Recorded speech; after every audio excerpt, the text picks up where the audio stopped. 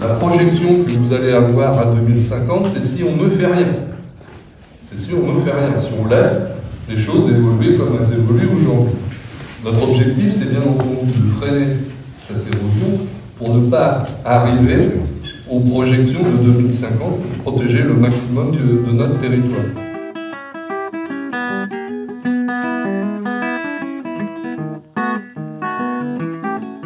Le risque existe. On va nier le risque de la submersion, le risque de l'érosion, le risque de réchauffement climatique. Tout ceci existe, mais il existe partout. Alors nous, est-ce que nous avons plus de risques qu'ailleurs?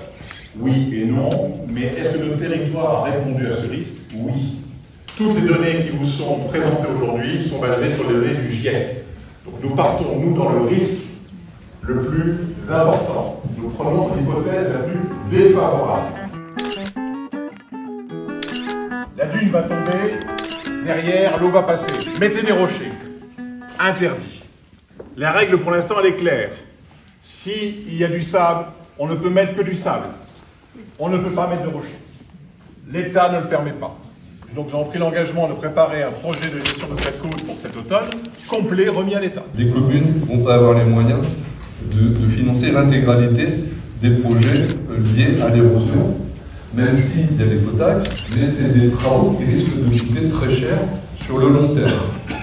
Et donc, d'envisager, au travers de la prise de compétences par la communauté de communes, l'élaboration d'une stratégie locale de gestion intégrée de la banque côtière. Et ces études, on va pouvoir les faire grâce au travail qui a été fait depuis 10 ans avec Agex, c'est-à-dire qu'on a une base de travail où on voit comment l'érosion travaille sur 10 ans. Là où c'est sensible, là où il faut faire des efforts.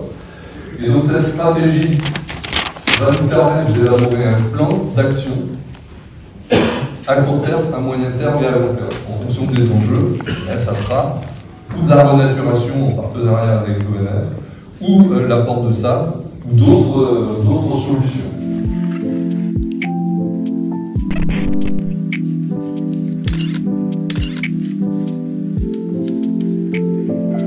Enrochement, dune, protection, il y a plein de systèmes possibles. Mais il faut que l'État les valide.